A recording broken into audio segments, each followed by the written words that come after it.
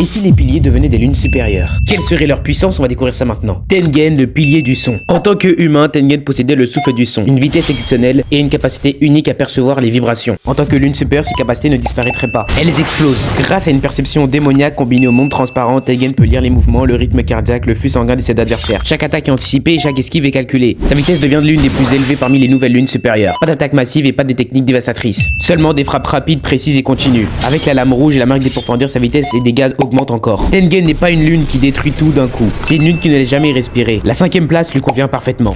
Mitsuri Konroshi, le pied de l'amour. Mitsuri en tant qu'humaine avait une force physique anormale. Son souffle de l'amour était basé sur des attaques imprévisibles, souples et des fouets de lame. Elle avait une excellente vitesse et flexibilité. Et avait les 3 attributs des profondeurs. Maintenant en tant que démon, elle a une régénération ultra rapide, une endurance infinie, une force brute multipliée au moins par 10. Et bien sûr une vitesse largement supérieure aux Ashera standards. Mais le plus important, son pouvoir sanguinaire. Nuage émotionnel qui lui permet de créer un sort de brouillard attachant, une illusion, une confusion pour les profondeurs. C'est plus puissant qu'un charme magique. Et enfin elle aurait un sang d'affectation. Dès que son sang touche, le rythme cardiaque s'accélère, les réflexes ralentissent et le cerveau se crée des hormones confiance, attachement. Donc elle serait au niveau de la 5ème lune supérieure car ses capacités sont surboostées mais les autres sont des monstres. Shinobu Kocho, le pilier de l'insecte. En tant que humaine, Shinobu possédait une vitesse extrêmement élevée, une intelligence tactique monstrueuse, une maîtrise totale du poison et une capacité à surprendre Doma. Sa faiblesse était surtout son manque de force physique. Et maintenant si Shinobu devenait un démon, elle aurait une régénération démoniaque, une force physique massive, une vitesse boostée, une endurance infinie supérieure. Avec de l'entraînement, elle aurait potentiellement les 3 attributs des profondeurs, donc le monde transparent, la marque des profondeurs et la lame rouge. Et bien sûr elle pourrait faire des injections ciblées grâce au monde transparent, donc organes, système sanguin, etc. Et enfin créer des brouillards de poison.